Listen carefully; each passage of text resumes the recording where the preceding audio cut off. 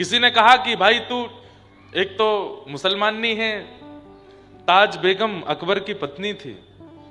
ठाकुर जी की छवि देख करके इतनी मोहित हो गई, ना कभी कथा सुनी, ना किसी आचार्य का संग किया, ना किसी सत्संग में गई, ना कभी नाम जप किया, केवल अकबर के साथ ब्रज में, अकबर तो राजा है, आया ब्रज घूमने के लिए, साथ में आई थी, तो केवल श्रीनाथ जी का दर्शन कर लिया खिड़की में से।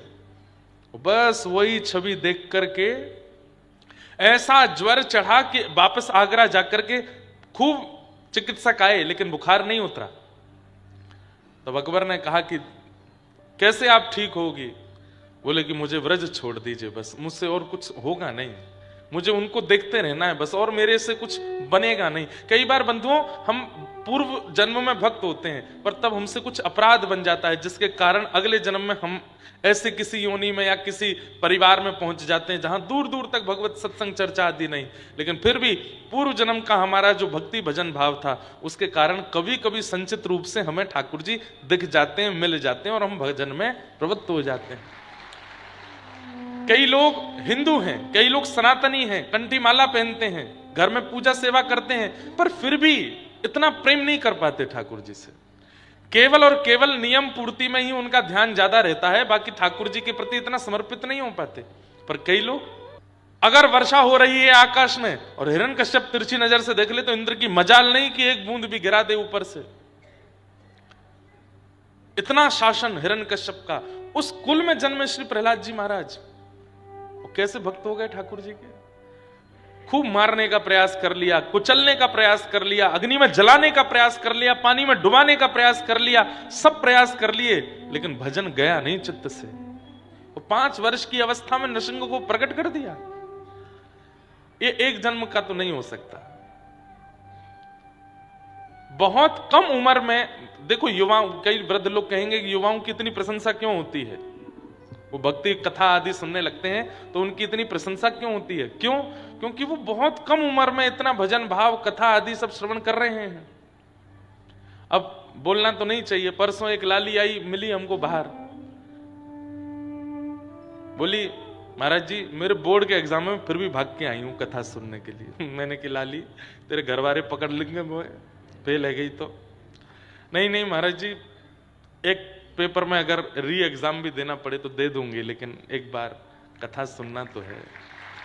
आप नैमिषारण्य आए हैं, मेरा घर यहां से दूर तो बहुत है, पर एग्जाम है, मैं दे लूंगी जाके, पर मुझे था एक बार कथा सुनूं, दर्शन कर लूं।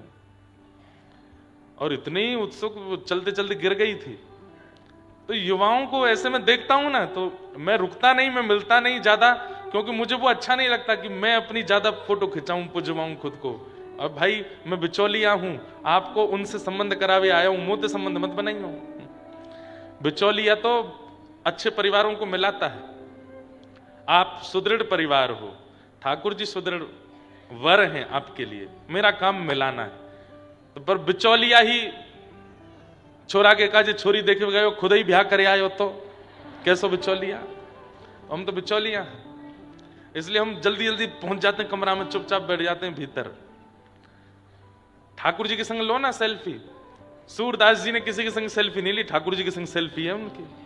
मीराबाई की ठाकुर जी के संग सेल्फी है, करमेती बाई, जना बाई और ये ताज बेगम, इनके कहीं भी चित्र देखोगे, सोशल मीडिया पे भी निकालोगे, तो इनके संग ठाकुर जी का चित्र होगा। इसका मतलब क्या है? ठाकुर जी के संग चित्र है इनका। हमारे संग चित्र लेके क्या होगा? कुछ नहीं। ठाकुर जी के संग चित्र आवे आपका, और आप ना खींचो, ऐसे कर्म कर जाओ कि पूरी दुनिया आपको ठाकुर जी के नाम से ही जाने। आज किसी लाली का नाम, किसी बालिका का नाम, किसी स्त्री का नाम मीरा होता है, तो मीरा वो नाम बताती मेरा नाम मीरा, उसका चिंतन ही नहीं होता, तुरंत गोपाल की मीरा का स्मरण हो जाता है। कोई अपना नाम भगवत संबंधी बताता है, ठाकुर जी की याद आती है। तो किसी ने कहा अरे ताज, एक तो तू मुसलमान नहीं, ऊपर से बादशाह की बेगम, और यहां आकर के हमारे ठाकुर जी पर डोरो डाल रही है।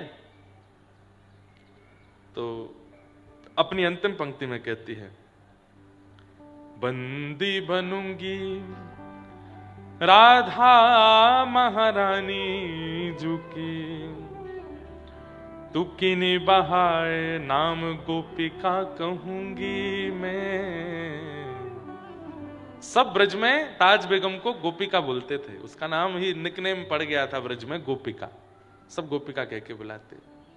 तो मंदिर के बाहर बैठ जाती, अंदर जाने को उनको अनुमति नहीं थी। तो आने वाले दर्शनार्थियों से पूछती, आज ठाकुर जी ने क्या पहना है, कैसा सिर पे मुकुट है, कैसे कानों में कुंडल है, सब बताते। तो ताज बेगम अब धीरे धीरे अपनी भक्ति में वर्धन कैसे कर रही है, सुबह उठ के स्नान ध्यान करके विचार करती है, आज ठाकुर जी ने नीली पोशाक पहनी होगी, नीली पोशाक पर मोतियों की माला होगी, आज सिर पर ठाकुर जी ने कूल्हे धारण किया होगा, नहीं नहीं मुकुट पहना होगा, नहीं नहीं नहीं पाग पहनी होगी, और पाग ऐसे वर्ण की होगी, उस पाग पर ऐसा सिरपेच होगा, उस पे ऊपर ऐसी माला होगी, कानों में मकराकृत कुंडल होंगे, आज ठाकुर जी ने गुलाब का इत्र धारण किया होगा। पहले ही सोच के जाती है और मंदिर के बाहर जाकर के खड़ी हो जाती है, कांपने लगती है, कहीं मैंने जो सोचा वैसे नहीं हुए तो। भीतर से दर्शनार्थी आते हैं तो ताज बेगम पीछे दौड़ती है, कैसे हैं आज ठाकुर जी, नेत्र बंद करके बस घबरा रही है कहीं ये विपरीत ना बता दें। जैसे ही सामने वाला बोलता, आज तो ठाकुर जी ने नीली पोशाक पहनी है, मोतिन की माला पहनी है, सिर पर पाग पहना है, ऐसा सिरपेच है, मकराकृत कुंडल है, और आज ठाकुर जी की इत्र फुआ प्रसादी मिली, गुलाब का इत्र धारण किया है। सुनते ही ताज बेगम वहीं नृत्य करने लगती, वहीं नाचने लग जाती और नृत्य करके आनंदित हो जाती। मुझे मंदिर जाने की आवश्यकता नहीं है, क्यों, मेरे ठाकुर मेरे चित्त में आके मुझे बता जाते हैं कि आज क्या पहन रहे हैं। ऐसी ताज बेगम, हाँ, बहुत सुंदर चरित्र है ताज बेगम का। इनका एक और छंद बहुत सुंदर है, छैल जो छबीला संग सब रंग में रंगीला बड़ा, चित्त का अड़ीला कहू देव तो सोन्यारो है, माल गले सोहे नाक मोती सेत सोहे, कान कुंडल मन मोहे लाल मुकुट सिर धारो है, दुष्ट जन मारो सब संत को उबारो ताज, चित्त में निहारे प्राण प्रीति करन वारो है, नंद जू को प्यारो जिन कंस को पछाड़ो, वृंदावन वारो कृष्ण साहब हमारो है, वृंदावन वारो कृष्ण साहब हमारो है। ध्रुव से प्रहलाद गर्ज ग्राह से अहिल्या देखी, सौर और गीधियों विभीषण जिन तारे हैं, पापी अजामिल सुर हरि रे दास कहू, नानक मलूक ताज तुलसी के प्यारे हैं, धनी नाम देव दादू सदना कसाई जाने, गने का कबीर मीरा सेन उर धारे हैं, जगत को जीवन जहान बिच नाम सुन्यो, राधा के वल्लभ कृष्ण वल्लभ हमारे हैं, राधा के वल्लभ कृष्ण वल्लभ हमारे हैं। ताज बेगम का चरित्र तो पूरा नहीं कहूंगा, आज कृष्ण लीला सुनानी है, पर इनके जीवन का अंतिम भाव बताता हूं।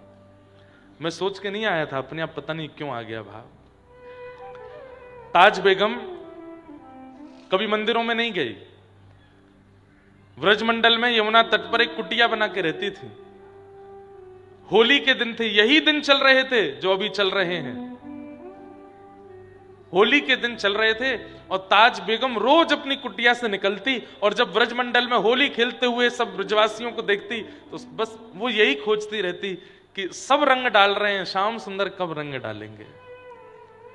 आहा, होली का दिन था, मुख्य होली का पर्व जो आएगा 4 तारीख को, उसी दिन सुबह सुबह ताज बेगम नेत्र बंद करके बैठी और उसको सर्वांगीण व्रजमंडल में होली का दर्शन हुआ, उस होली का जो द्वापर में हुई थी।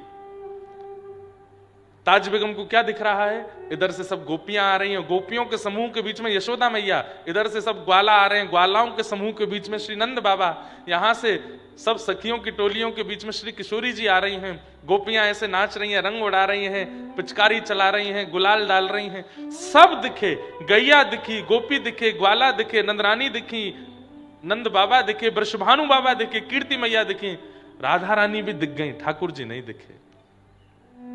लिखती जा रही हैं, वो आज भी धमार का पद पुष्टि मार्गीय परंपरा में ये अंतिम पद था ताज बेगम का, आज भी वो पद गाया जाता है। जैसे ही कपाट खुलते हैं, ठाकुर जी गाल पर गुलाल लगता है श्रीनाथ जी में, यही पद गाते हैं धमार का, इसका ताज बेगम का। गुसाई जी की शिष्या थी विठलनाथ जी की। तो लिखती गई लिखती गई लिखती गई, ठाकुर जी नहीं दिखे। इतने में ही क्या देखती है कि एक अद्भुत समूह सखाओं का आ रहा है और व्याकुल हो रही है। ताज बेगम अपना संपूर्ण जीवन ब्रजमंडल में निकाल दिया, ठाकुर जी का कभी अनुभव नहीं हुआ। तभी क्या देखती है, पीतांबरी पहने श्याम वर्ण के श्री ठाकुर जी, उनके चरण दिखाई दिए, उनके घुटने दिखाई दिए, उनका कटी भाग दिखाई दिया। कटी में क्या देखती है कि फेंटा में गुलाल बांध रखा है, पिचकारी डाल रखी है। थोड़ी ऊपर आई तो यहां उदर दिखा, वक्ष दिखा, ग्रीवा दिखी, और जैसे ही ठोड़ी पर पहुंची तुरंत ताज बेगम के प्राण चले गए, मुख नहीं देख पाए, वहीं प्राण चले गए।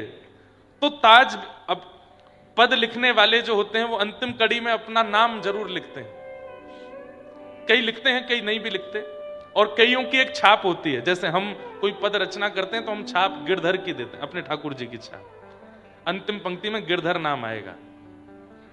एकमात्र राधा रमणम हरे हरे है, उसमें इंद्रेश नाम है, वो नाम भी पूज्य मलुकपीठ वाले महाराज जी ने लिखा, हमने नहीं लिखा। वो अंतिम पंक्ति जो है वो उनकी रचना है, बाकी पूरा पद हमने लिखा। जब महाराज जी को दिखाया, महाराज जी ये पद राधा रमन जी को अर्पित कर रहे हैं, तो महाराज जी बोले हम कुछ लिख दें। मैं लिखो। तब गोप सुवेशम दास इंद्रेशम राधा रमणम हरे हरे महाराज जी ने लिखा। नहीं तो जितने भी पद हैं उनमें गिरधर नाम। वृंदावन प्यारो, वृंदावन में भी नाम पूज्य पिताजी ने लिखा, उसमें भी अंतिम पंक्ति में गिरधर लाल जी का नाम है। जिनकी कृपा से यह रस प्रगटो, जिनकी कृपा से यह रस प्रगटो, वृंदावन अभिराम, हम सबको प्राणंते प्यारो, हमारो गिरधर लाल। तो गिरधर हमारे लाल जी का ही नाम से छाप होती। तो ताज बेगम ताज लिखती थी अपने सारे पदों में। तो लिखते लिखते अंतिम पंक्ति रह गई, उससे पहले प्राण निकल गए। और उस समय के काल में संपूर्ण वृंदावन ने सुना। आकाश में एक विचित्र सी काली घटा आई, और उस काली घटा में स्वर लहरियां प्रकट होने लगी, तरंगें प्रकट होने लगी। और तभी क्या देखते हैं, कमल नयन श्याम सुंदर प्रकट हो गए। और ताज बेगम का जो अंतिम पद का जो अंतिम भाग था, जो रह गया था अधूरा, ठाकुर जी ने अपने हाथ से लिखा। निर्तत आवत ताज के प्रभु गावत गीत धमार। अंतिम पंक्ति ठाकुर जी ने लिखी, और श्री ताज बेगम को अपने साथ ठाकुर जी निकुंज में लेकर के प्रविष्ट हो गए। ऐसे ऐसे चरित्र हैं भक्तों के, मैं क्या कहां तक कहूं।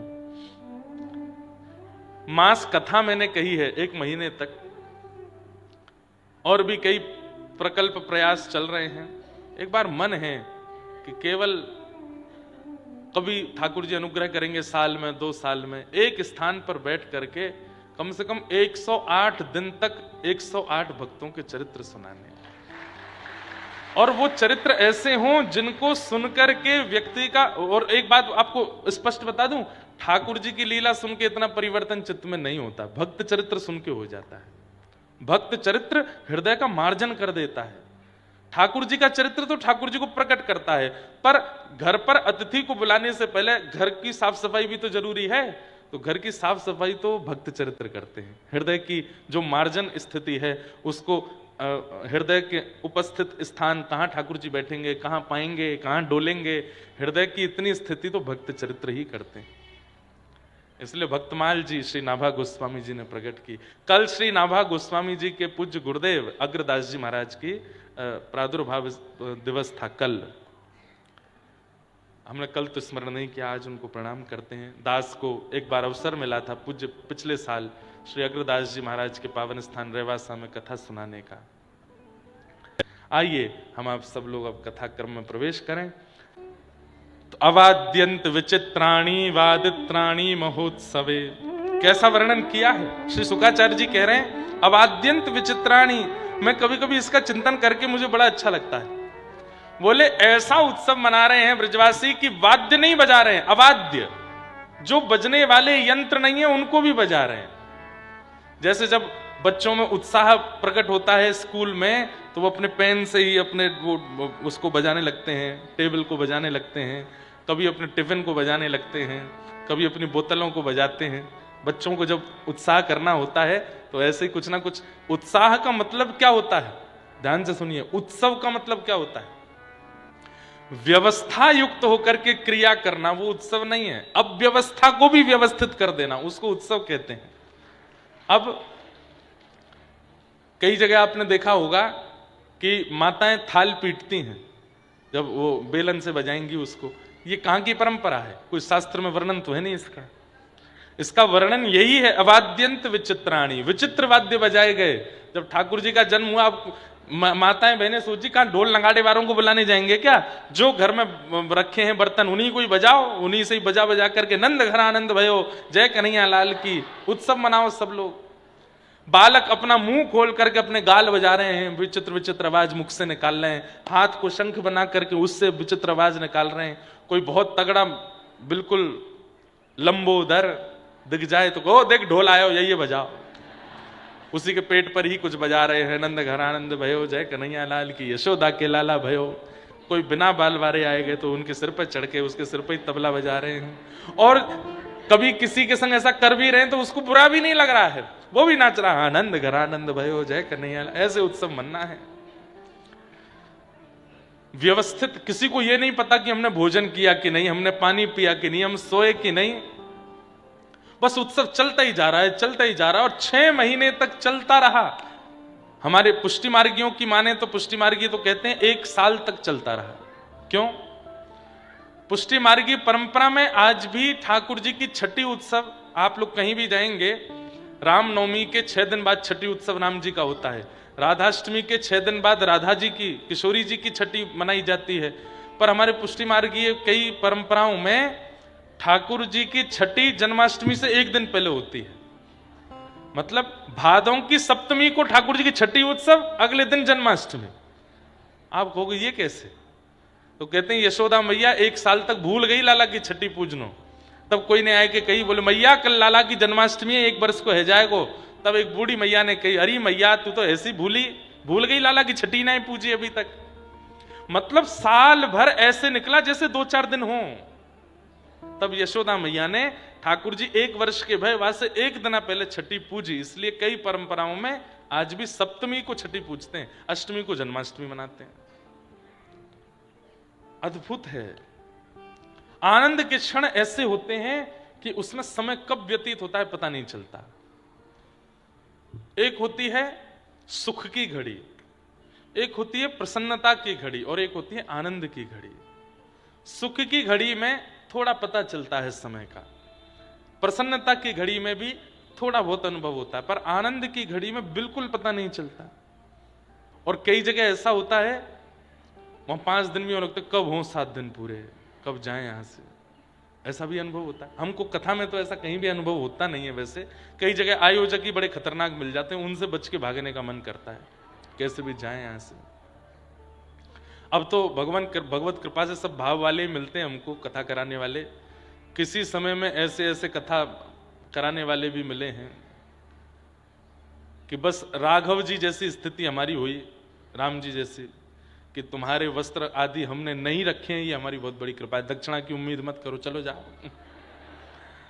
कई बार ऐसी कथाओं का भी हमने अनुभव किया है। 7वें दिन कथा मंच पर आए तो देखे यजमान जी है ही नहीं, फरार हो गए परिवार सहित। पंडाल वाले, बिजली वाले, भोजन वाले सब खड़े थे लाइन से, बोला हमारा पेमेंट दे के जाओ। मैंने हमें हमारा ही नहीं मिला। ऐसे ऐसे भी मिले। बीच में एक काल ऐसा आया था कथाओं के बीच में, बड़ा डर लगता था चित्त में, भाई कैसे कैसे आयोजक होते हैं। पर भगवत कृपा से, लाल जी कृपा से अब बढ़िया मिल जाते हैं, कोई ऐसी दिक्कत देते नहीं।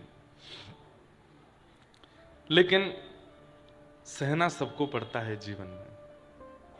सहते शब्द के 2 अर्थ होते हैं संस्कृत में। सहते शब्द के 2 अर्थ होते हैं, एक अर्थ होता है सहना और एक अर्थ होता है जीतना। महाराष्ट्र के संत श्री विनोबा भावे कहते हैं कि जो सहता है वही जीतता है, जिसने सहा होगा वही जीतेगा, जिसने सहा ना हो, परिस्थिति कभी ऐसी ना बनी हो सहने वाली, तो जीतना बहुत मुश्किल है। ठाकुर जी का प्रादुर्भाव हुआ और सब आनंद कर रहे थे। तभी कंसेन प्रहिता घोरा पूतना बाल घातिनी। पूतना का आगमन हुआ और आचार्य चरण कहते हैं कि भक्ति मार्ग में सबसे पहली, अब देखो परीक्षाएं तो हर स्थिति में आती हैं, हर परिस्थिति में आती हैं, भक्ति मार्ग में भी परीक्षाएं होती हैं। ठाकुर जी के प्रकट होते ही 6 दिन के अंतराल में पूतना का आगमन हुआ। इसका मतलब क्या है, हम सब भक्ति मार्ग पर जब आते हैं, ठाकुर जी चित्त में आते हैं, तब भी पूतना आती है। पर पूतना का रूप क्या है, पूतना का स्वरूप क्या है? अपवित्रता। पूत यानी पवित्र, ना माने जो नहीं है वो पूतना है। अपवित्र विचार, अपवित्र स्वभाव, अपवित्र क्रिया, ये सब भक्ति मार्ग में पूतना का स्वरूप है। माला जपते हैं, कथा सुनते हैं, परिक्रमा करते हैं, लेकिन एकांत में बैठ करके अपवित्र विचार आ रहा है चित्त में, तो इसका मतलब पूतना का आक्रमण हो रहा है। कथा सुनते हैं, सत्संग करते हैं, लेकिन उसके बाद भी ईर्ष्या चित्त से नहीं जा रही है, दूसरे के प्रति प्रतिस्पर्धा की भावना नहीं जा रही है, तो इसका मतलब पूतना का आक्रमण है आपके चित्त पर। बंधुओं, भक्ति मार्ग शुद्ध करता है अंतःकरण को। यदि उसके बाद भी वही धूमिलता बनी हुई है, तो रावण में और हम में अंतर क्या है? रोज अभिषेक करता है, रोज त्रिपुंड लगाता है, रोज शिव आराधन करता है, लेकिन उसके बाद भी चित्त पवित्र नहीं है, विचार पवित्र नहीं है, चरित्र पवित्र नहीं है। कल महाराज जी के पास बैठे थे तो महाराज जी ने एक ऋषि की चर्चा सुनाई। कौन से ऋषि थे महाराज जी? कुकुड, कुकुड द, अरे ट, कुकुट। ऐसी अद्भुत चर्चा महाराज जी बता रहे कि जब पुलस्त ऋषि के वंशधर रावण का राज्याभिषेक होना था, तो नैमिषारण्य से कुकुट ऋषि गए और उन्हीं को ही निवेदन किया गया कि आप ही इनके सिर पर मुकुट धारण करा के इनका राज्याभिषेक करो। तो कुकुट ऋषि कहते हैं कि इनका ही नहीं, यहां पर जितने पूर्व में जितने भी रावण हुए हैं, असंख्य रावणों को मैंने ही उनको यहां पर बिठा। रावण एक पदवी का नाम है, जो भी वहां बैठे उसका नाम रावण है। बोले मेरा सौभाग्य है कि इस बालक का भी मैं राज्याभिषेक कर रहा हूं। लेकिन तभी उन्होंने उनके मस्तिष्क रेखा को देख करके कहा, तुरंत मुकुट वापस रख दिया। तो पूछने लगे क्या बात है? बोले कि इस बालक में बड़े गुण हैं, ये बालक इस नगरी को इतना सुंदर बनाएगा कि देव लोग भी इसका दर्शन करके निहाल हो जाएंगे। ये बालक यहाँ के मार्गों का ऐसा निर्माण करेगा, चित्रशाला बनाएगा, आदि आदि करेगा। इतना कुछ अद्भुत बताया। सुन करके पुलस्त ऋषि खुश हो रहे थे, वाह वाह वाह, मेरा वंशधर इसका राजा बनेगा। और ये देखिए कितनी प्रशंसा कर रहे हैं कुकुट ऋषि इसकी। फिर पूछा तो फिर इतने गुण हैं तो फिर आप राज तिलक क्यों नहीं करते, आप इसके सिर पे मुकुट क्यों नहीं धराते? बोले चित्रशाला तो बनाएगा पर चरित्रशाला नहीं बना पाएगा, इसके अंदर चरित्र नहीं होगा, इसमें बाकी सारे गुण हैं। ये राज्य का ऐसा निर्माण करेगा, ये इतना अद्भुत बना देगा, लंका इतनी महिमावंत हो जाएगी, सब कुछ है इसके पास में, पर चरित्र नहीं है इसके पास। और चरित्र विहीन राजा का अगर राज तिलक हुआ तो पूरे नगर का बंटाधार, ये जितना सुंदर लंका को बनाएगा, एक समय आने पर वो सारी सुंदरता नष्ट हो जाएगी और ये पूरे नगर का विनाश हो जाएगा। इसलिए मैं इसका राज तिलक नहीं करूंगा। और कुकुट ऋषि नैमिषारण्य से ही गए, वापस आ गए नैमिषारण्य, नहीं किया उसका राज तिलक। फिर अन्य 5 ऋषियों ने जाकर के रावण का राज तिलक आदि किया और उनकी भविष्यवाणी सफल हुई। भले ही उसने लंका को अद्भुत बना दिया, लेकिन उस अद्भुत लंका को क्या स्थिति बनी? जला दिया, नष्ट कर दिया, धूमिल कर दिया। लंका का नाम सुनते ही राक्षसों की स्मृति आने लगी। वो ऋषि यहीं से गए थे वहां, कल महाराज जी बता रहे थे। तो त्रिपुंड लगाता था रोज, दिव्य दिव्य रचनाएं गा करके सुनाता था महादेव को, लेकिन चरित्र शुद्ध नहीं कर पाया। और मुझे कभी कभी ऐसा लगता है, मैं आपको अपने हृदय की बात कहूं, वास्तव में जो लोग कथा भी सुनते हैं, तिलक स्वरूप भी लगाते हैं, वैष्णव धर्म का पालन भी करते हैं, और कहीं ना कहीं विषय विषादों में भी पड़े रहते हैं, कहीं ना कहीं उस संसारी क्रियाकलापों में जिनकी रुचि रहती, दोनों तरफ पैर रख करके जो चलते हैं, उनका उद्धार नहीं हो पाता। ये दोनों तरफ पैर जो रख करके चलते हैं, उनका गिरना संभव है, निश्चित है। एक तरफा रहिए। इस तरफ यदि आए हैं तो पूरे पूरे इस तरफ आइए, भले धीरे धीरे आइए, धीरे धीरे वहां से सब छोड़ने का प्रयास कीजिए। छोड़ने का प्रयास मतलब घर परिवार नहीं, विषय, वहां धीरे धीरे छोड़ने का प्रयास कीजिए। अपने आचरण को शुद्ध करना, भोजन को शुद्ध करना, नियमों में शुद्धि लाना, उसको धीरे धीरे छोड़ करके पूरे पूरे इधर आने का प्रयास कीजिए। और यदि वही अच्छा लगता है तो फिर इस स्थान का त्याग कर दीजिए। तिलक विलक मत लगाइए, एकादशी एकादशी सब प्रणाम करिए सबको, या तो पूरे वहीं के रहो या पूरे यहीं के रहो। ये दोनों तरफ रहने का प्रयास यदि करोगे तो रावण ही है। वो शंकर आराधन भी करता है और चरित्र विहीन कर्म भी करता है। तो भक्ति मार्ग में जब विषय चित्त में आने लग जाए, वो पूतना है, उसको निकालो, उसको मत आने दो। और हम तो कहते हैं भजन करने का सबसे उत्तम समय कौन सा है? ब्रह्म मुहूर्त। भजन करने का सबसे उत्तम मुहूर्त कौन सा है? बोले रात्रि की बेला। भजन करने की सबसे उत्तम मुहूर्त कौन सा है? बोले सुबह सूर्योदय हो उसके बाद ना। जब विषय चित्त में आवे उसी समय भजन करने बैठ जाओ। अब हम बहुत सारी बातें तो मंच से नहीं बता सकते, पर जैसे पानी पूरी की इच्छा हो गई, जीभ में पानी आ रहा है, पानी पूरी खानी है, उसी समय आसन लगाओ, हाथ में लो माला, पूरा ठाकुर जी का स्मरण कर लग जाओ भजन में। बोले जीभ बहुत विचलित कर रही है, ठाकुर जी इसको संभालो। और जैसे नाम जप करोगे, जब इंद्रिय विषय युक्त हो उसी समय भजन करने लग जाएं तो वो इंद्रिय विषय विमुक्त हो जाएगी। धीरे धीरे होगी पर हो जाएगी। केवल एक नियमित समय बांध लिया है, 4 बजे से 6 बजे तक भजन करना है, फिर पूरे दिन डोलते रहना है। अब जब जब विषय चित्त में आ रहा है, आप सोच रहे हैं कल ही करना है भजन, तो नहीं, जब जब चित्त में विषय आवे तब तब भजन करो, जब जब पूतना आवे तब तब उसका वध करो। ये विषय चिंतन पूतना है। पूतना आई, सबको अपनी ओर आकृष्ट कर लिया, सब उसको देखने लगे। यह भी पूतना का स्वरूप है कि भगवत भजन में लगे हुए जीवों को अपनी ओर आकृष्ट करे, वो पूतना है। सब उसके प्रति आकृष्ट होने लगे, सब देखने लगे। पूतना भीतर प्रवेश हो गई। यशोदा मैया ने जैसे ही देखा, लाला को गोद में दे दिया। सुंदर है, स्वरूपमान है, खूब विस्तार से हमने कही है कई बार कथा।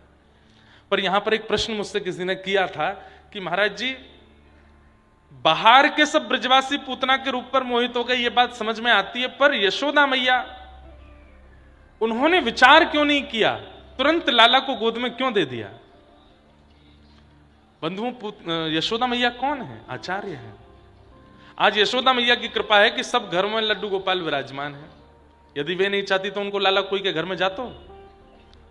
आपके घर में मुरली मनोहर ठाकुर जी बैठे हैं, आपके घर में शंख चक्र गदा पद्मधारी नारायण बैठे हैं, तो ये बिना आज्ञा के आ गए, क्योंकि बड़े लाला है ना, ये तो अपनी स्वेच्छा से आ सकते हैं। पर घर में लड्डू गोपाल जी विराजमान है, इसका मतलब क्या है?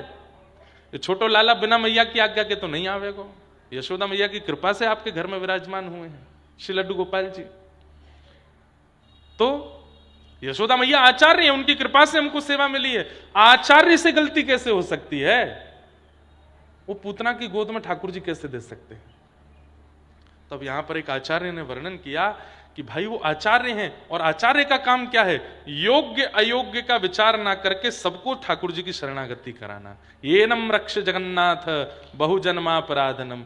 इसने बहुत अपराध अपने जीवन में किए हैं, इसकी रक्षा करना ठाकुर जी आपका दायित्व है।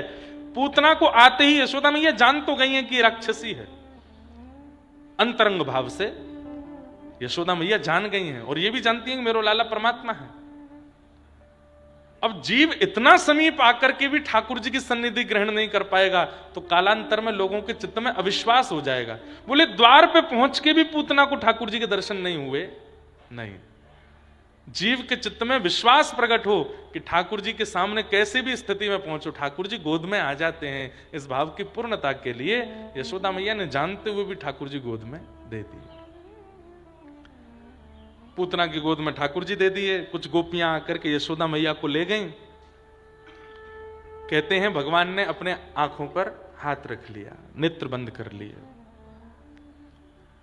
पूतना कितनी बड़ी दुर्भाग्यशालिनी है, सब उसके रूप पर मोहित हो गए, पर जिसको मोहित होना चाहिए वही नहीं हुआ।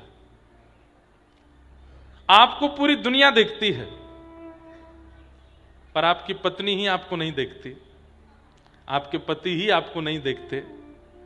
कितना कष्ट रहेगा चित्त में। पूरी दुनिया आपके सामने नतमस्तक होती है, पर आपके माता पिता ही आपको स्नेह नहीं देते, कितना कष्ट होगा। पूरी दुनिया के माता पिता को आप प्रेम देते हो, लेकिन अपने माता पिता को प्रेम नहीं दोगे, कितना कष्ट होगा चित्त में।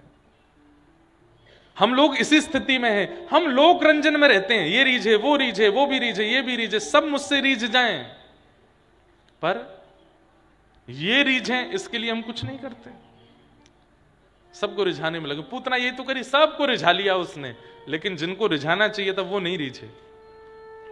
पर सबरी से सब नहीं रीझे थे, राघव जी रीझ गए थे। जनाबाई से सब नहीं रीझे थे, ठाकुर जी रीझ गए थे। हमारी स्थिति ऐसी बने, ठाकुर जी रीझ जाएं, फिर कोई रीझे नहीं रीझे, हमको क्या मतलब। मीराबाई की कई लोग अवहेलना कर देते थे, पर ठाकुर जी रीझे हुए हैं। क्रिया ऐसी करो, सब रीझे ना, ठाकुर जी रीझे, बस वो राजी रहें, वो प्रसन्न रहें, वो आपसे रीझे रहें।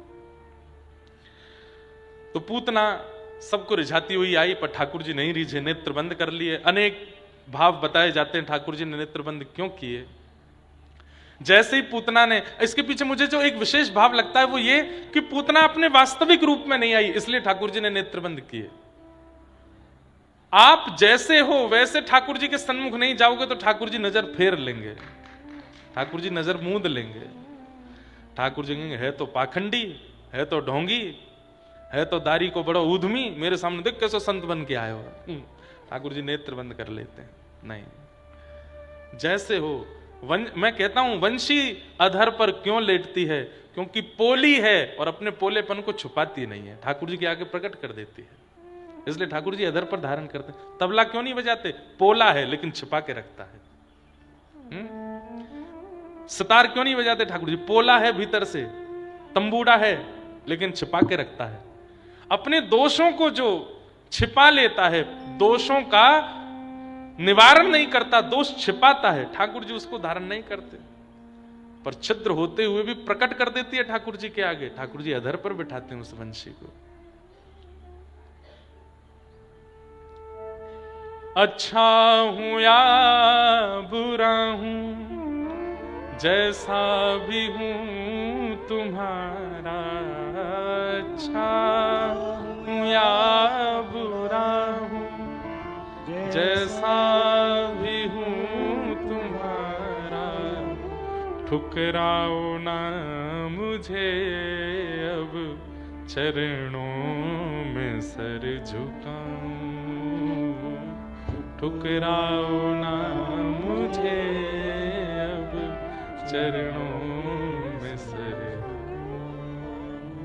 हे प्रभु मुझे बता दो, चरणों में कैसे आऊं, हे प्रभु मुझे बता दो, चरणों में। अच्छा हूं या बुरा हूं, जैसा भी हूं तुम्हारा, ठुकराओ ना मुझे अब, मुझे स्वीकार करो नाथ। ये स्तुति होनी चाहिए ठाकुर जी के आगे जाकर के, मैं जैसा भी हूं नाथ आपका हूं, मुझे स्वीकार करो। मुझ में ये अवगुण है, मुझ में ये दोष है, मुझ में ये कमियां हैं, बता दो ठाकुर जी को जाके। कौन कुटिल खल कामी मौसम, कौन कुटिल खल कामी, जो तन दियो ताहि बिसरायो, जो तन दियो ऐसो नमक हरामी, ऐसो नमक मौसम, कौन कुटिल खल कामी, मौसम कौन कुटिल। सूरदास जी कहते हैं, तो ठाकुर जी के सामने स्वीकार कीजिए आप जैसे हो। रूप बदल के जाओगे तो आप पूतना हो ठाकुर जी के लिए, नजर फेर लेंगे, छुपा लेंगे, नहीं देखेंगे आपको।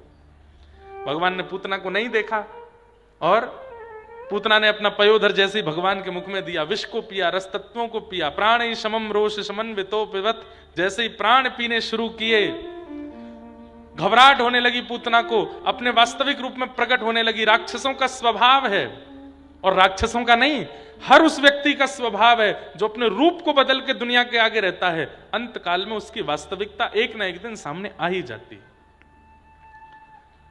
भाई कितना भी रूप बदल लो, वास्तविकता छुपे नहीं छिपेगी। इसलिए वास्तविकता में रहो। ज्यादा से ज्यादा क्या होगा, 40 की जगह 4 लोग प्रेम करेंगे, 40 नहीं करेंगे। अपनी वास्तविकता में रहो, छुपाने की आवश्यकता नहीं है। हम ब्यास हैं लेकिन हमको क्रिकेट अच्छा लगता है तो हम खेलते हैं। कई लोगों ने हमको बोला ये कोई ब्यास की मर्यादा है? मैंने कहा भैया कहीं तो बचपन रहने दो चित्त में। वैसे ही महाराज बना करके इतना बड़ा बड़ा दिखाते हैं, तुम ऊपर ही रहो, तुम निकलो ही मत, तुम ऐसे रहो, तुम ये मत करो। ठीक है, मर्यादा में रहना भी चाहिए, पर ठीक है थोड़ा बहुत उत्सव बच्चों के संग खेल लें। कई जगह मेरे को टोक देते हैं लोग बाग, मां मैं फिर खेलने ही नहीं जाता। ब्यास होके आप क्रिकेट खेलते हो, ब्यास होके आप ऐसे घूमते हो, ब्यास होके आप यहां जाते हो, ब्यास होके आप गाने गा रहे हो, ब्यास होके ये कर रहे हो, संगीत का माध्यम कथा में ले रहे हो। इस पे भी प्रश्न चिन्ह उठता है कि कथाओं में संगीत क्यों कर रहे हैं? बिना संगीत की कथा होनी चाहिए। हम कहते हैं तस्मात् केनाप्य उपायेन मनः कृष्णे निमेशयेत्। किसी भी उपाय से सही मन कृष्ण में लगना चाहिए। आज कथा सुनकर के हम मानते हैं 2-2.5 लाख लोग वृंदावन जा रहे होंगे, पर आज जगन्नाथ चकानैन कीर्तन सुन के 10 लाख लोग जगन्नाथपुरी जा रहे हैं। आज करके इशारों भजन सुनकर के लाखों लोग बरसाने जा रहे हैं। आज वृंदावन प्यारो वृंदावन भाव सुनकर के कितने लोग सप्त निधियों के दर्शन कर रहे हैं। बाईसा ने भजन गाया, सूरदास ने भजन गाया, कुम्मन दास ने भजन गाया। हम लोग कहते हैं आप भजन मत गाओ, नहीं गाते। हम तो सच बताएं बहुत कम गाते हैं, 1-2 याद आता है कथा में तो गा देते हैं, इतने नहीं गाते। पर सब चीजों पर बहुत लोगों को ऐसा रहता है, अरे अपनी वास्तविकता में रहो। प्रिय है खेल खेलना तो खेलो, खूब आनंद करो। एक जगह कहीं कथा थी तो वहां पैदल आने में बहुत भीड़ पकड़ लेती थी, गाड़ी के लिए रास्ता में जगह नहीं थी, तो हमने स्कूटी मंगा ली। हम स्कूटी से जाते कथा करने, सीधे जाके व्यास मंच पे ही रुकता मैं। बोले ये कैसे व्यास जी स्कूटी चला के आते व्यास मंच पे? हमने किया उसमें क्या बदलूं, मेरे को 3 घंटे जो यहाँ कहना है बैठ के, उससे आपका परिवर्तन होना है ना। अब मैं स्कूटी चलाऊं, क्रिकेट खेलूं, उससे कुछ होना तो है नहीं, तो करने दो हमको। अपनी वास्तविकता में रहिए, बहुत आडंबर में रहने की आवश्यकता नहीं है, नहीं तो आप पूतना हो। जैसे ही पूतना के प्राणों को पीना शुरू किया, विशाल विकराल स्वरूप धारण कर लिया, पूतना राक्षसी बन गई। और जैसे ही राक्षसी बनी, ठाकुर जी ने तुरंत नेत्र खोल करके पूतना को देख लिया। हाँ अब आई ना अपने असली रूप में, अब देखूंगा। चार्थे स्वविज्ञ स्वराट, वे अविज्ञ हैं, अनविज्ञ नहीं है, वो सब जानते हैं, इसलिए उनके सामने छिपाव मत रखो। भगवान ने प्राणी शमम रोष शमन वितोपिवत, प्राणों को पी लिया, विशाल विकराल पूतना का वध हो गया, मर्दन हुआ। बोलो पूतना मर्दन गोपाल की। विशाल पूतना का शरीर गिर पड़ा, जोर की आवाज आई, ब्रजवासियों ने जाकर के पूतना के शव का संस्कार किया।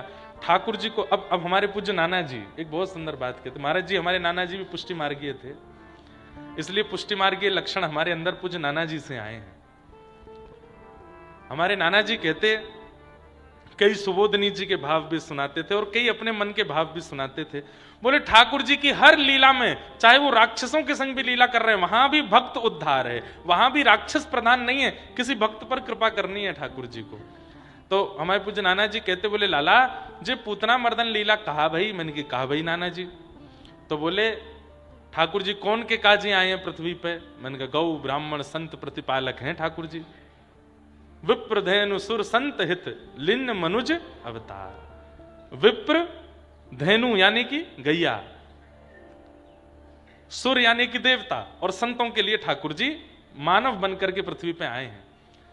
पर ठाकुर जी के जन्म को 6 दिन है गए, विप्रन ने स्वस्ति वाचन कर दियो, देवता के रूप में महादेव आके दर्शन करके चले गए, सबने आकर के ठाकुर जी को अवलोकन कर लियो, लेकिन अभी तक गैयान को दर्शन नहीं भयो ठाकुर जी को।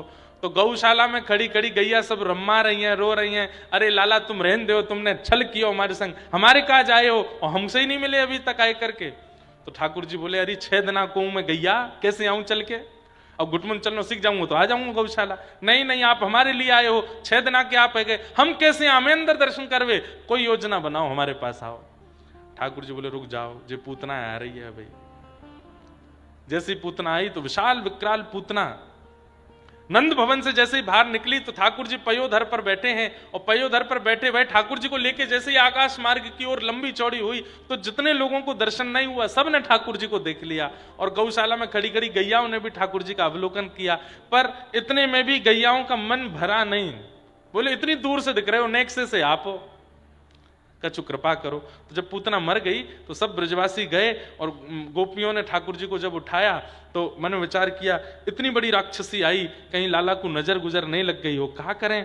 तब एक गोपी बोली लाला को लेके तुरंत गौशाला चलो, गौमूत्र से स्नान कराएंगे, गौ पुछ से झाड़ू लगावेंगे, गौ रजिया के माथे पर लगावेंगे, सोई लाला ठीक है जाएगो। ठाकुर जी 6 दिन के मंद मंद मुस्कान लगे और मनी मन गैयान से कहे अब राजी हो। बोले हाँ लाला अब राजी है।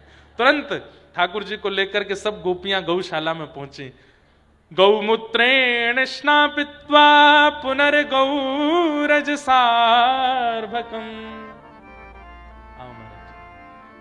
गौमूत्र से स्नान कराया, गौरज ठाकुर जी के 12 अंगों पर अर्पित की है। जय नहीं नहीं, बड़ी कृपा हमारे ब्रज से सब संत जन पधारे हैं। गैया को स्मरण करते ही देखो ब्रज के सब संत जन आ गए। गौ माता का स्मरण करते ही ब्रजमंडल आ गया कथा में। तो शीत स्वामी जी का पद है, गायन के संग धावे, गायन में सचु पावे, गायन के हेत गिरी कर ले उठायो, आगे गाय पाछे गाय, इत गाय उत गाय, गोविंद को गायन में बस वो ही भावे। कुछ साल पहले नेपाल में कथा थी काठमांडू में, तो वहां एक बड़े विद्वान हमारे पूज्य गुरुदेव भगवान, पूज्य दादा गुरुजी भगवान श्री रामानुज गुरुजी के एक शिष्य रहते हैं, चक्रपाणी नाम है उनका। तो उन्होंने अपने ठाकुर जी का मुझे दर्शन कराया। बहुत ध्यान से सुनना। छोटी सी एक डलिया सी थी, उसमें शालिग्राम भगवान थे, उनकी वो मुक्तिनाथ भगवान की सेवा करते। तो मुझसे बोले हमारे ठाकुर जी का दर्शन करो। मैं दिखाओ। जैसे मैंने देखे शालिग्राम भगवान, और शालिग्राम भगवान के नीचे एक कुशा की ऐसी आसन थी, और वो कुशा का आसन ऐसे लंबा गोल गोल जा रहा था। बगल में एक चांदी की गैया, वो चांदी गैया गले में बंध रहा था वो आसन का एक भाग, और वह गैया के नीचे घास और रखी थी। चांदी की गैया। मैंने कहा महाराज जी ये कैसे दर्शन है? बोले देखो हम ज्यादा ठाकुर जी का भोग वोग तो लगा नहीं पाते, हम संस्कृत के अच्छे विद्वान हैं। बोले हम संस्कृत पठन पाठन में बहुत व्यस्त रहते हैं, एक जगह हमारी ठौर नहीं, इधर जाओ उधर जाओ, यहाँ भागो वहां भागो। तो भावना हमने क्या रखी, शालिग्राम भगवान को सुबह स्नान आदि कराते हैं, चंदन लगाते हैं, और ठाकुर जी के पास में गैया है। अब रोटी सब्जी तो सब जगह नहीं मिलती, घास सब जगह मिल जाती है, तो हम गैया के नीचे घास छोड़ देते हैं, गैया घास खा लेती है, ठाकुर जी निकाल के उसका दूध पी लेते हैं। तो हमें लगता है ठाकुर जी का पेट भर रहा है। मैंने बहुत बढ़िया। वो ठाकुर जी को भोग नहीं लगाते, गैया को घास खिलाते हैं रोज। तो एक दिन बोले रोने लगे, नेत्रों में अश्रु आ गए। मैंने कहा क्या हुआ? बोले हमारे मन में किसी ने हमको टोक दिया, बोले कि आप गलत कर रहे हो, ठाकुर जी का भोग नहीं लगाते, गैया के नीचे घास धर देते हो, और ये उचित बात तो नहीं है। तो मुझे रात्रि में स्वप्न आया कि कहीं मैं गलत तो नहीं कर रहा हूं, कहीं ऐसा तो नहीं है कि मैं तो भावना रखता हूं कि गैया को मैं घास खिलाता हूं, गैया दूध देते, ठाकुर जी पी लेते होंगे, कहीं ऐसा तो नहीं है 10-15 महीना से भूखे ही बैठे हों। तो मैंने कहा फिर बोले अगले दिन महाराज मैंने ठाकुर जी से प्रणाम करी, आज मुझे कोई संकेत कर देना कि आप दूध पीते हो कि नहीं, नहीं तो मैं कुछ व्यवस्था करूं आपकी। मैंने फिर क्या हुआ? बोले हम सुबह घास धर के गैया के सामने, छोटी सी चांदी की गैया, छोटी वाली, इतनी बड़ी वाली, उसके नीचे घास धर के गए और महाराज जी सुबह पढ़ाने गए विद्यार्थियों को पढ़ा करके, और संध्या करने के लिए जब हम आए, हमने जैसे ही ठाकुर जी खोले, मैंने क्या हुआ, वो सबरी घास गायब थी, तो वो गैया खा गई उसको। तो बोले उससे ये प्रमाणित हो गया मन में कि गैया घास खा रही है, इसका मतलब दूध भी दे रही है, और ठाकुर जी पी रहे होंगे। आप ऐसा मत करना कहीं सुन के, आप लोगों को कहीं लगे कि भाई 56 भोग बनाने पड़ते हैं, बढ़िया है, गैया एक छोटी लिया उसको ही घास खिलाते रहो, ठाकुर जी पाएंगे नहीं। उनकी भावना थी, हमने केवल आपको इसलिए बताई कि देखो कैसे कैसे भाव से लोग रहते हैं। आपको तो भोजन ही पवाना पड़ेगा, आपके लिए नियम नहीं है घास खवावे को। तो गैया लगे, ठाकुर जी को गैया बहुत प्यारी लगती है।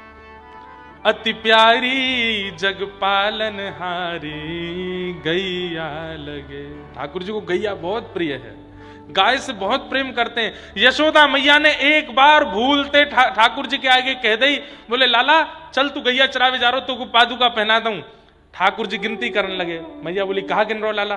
बोले मैया मेरे 2 पामन में तेने पादुका पहनाई, मेरी इतनी सारी गैया, इनके तो 4-4 पाम है, इनकी पादुका कहां है? मैया बोली लाला जे पादुका ना पहने क्यों ना पहने? बोले जे जानवर हैं इनके पाम ना हूं मैं, इनके खोर हूं मैं। सो ठाकुर जी इतनी जोर से रोए, इतनी जोर से रोए, इतनी जोर से रोए। यशोदा मैया बोली काय को रो रोए? रोते हुए ठाकुर जी बोले मैया मैं तेरे गर्भ में हतो मैया, तेने खावे पीवे में इतनी कंजूसी करी कि मेरे पाम ही रह गए, खुर नए बने।